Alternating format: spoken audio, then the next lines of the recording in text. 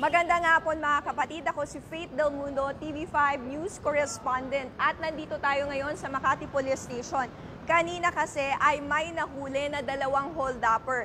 Ayon sa investigasyon, pasado alas 4 ng madaling araw ay nandun sila sa Barangay Bel Air. At ayon din sa biktima, naglalakad lamang siya at may kausap sa kanyang cellphone nang bigla na lamang may riding in tandem na lumapit sa kanya.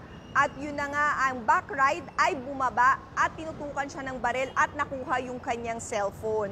At yung biktima nga, ang ginawa ay humingi ng saklolo. Sakto naman na nandun yung TMRU or Tactical Motorcycle Riding Unit ng Makati at agad na nakapagradyo dahil naplakahan yung mismong motor at na-identify nga kung ano yung mga itsura at kung ano yung mga suot nung dalawang hold-upper. At matapos nga lamang ang ilang minuto na mga 5 minutes, talagang nahuli na yung dalawang suspect.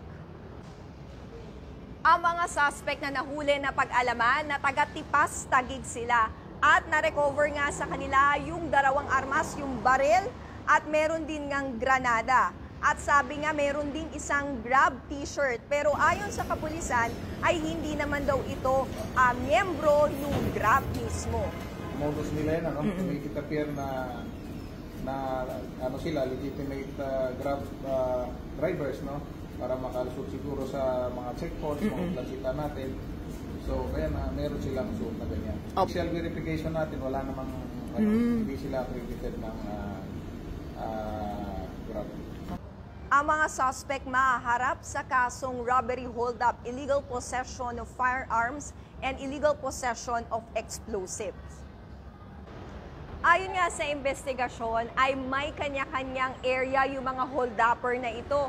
Katulad nga nito nasa Mayapi, sa Yakal at sa Malugay. Kaya naman pinaigting yung police visibility dun sa lugar dahil may series of robbery na na-reported dun sa area. Kaya naman payo natin sa ating mga kapatid, kapag may mga gadget kayo o mga cellphone, huwag nyo na pong ilabas para nga hindi yan takaw tingin sa mga masasamang loob. At yan muna yung mula dito sa Makati, Faith Del Mundo, News 5.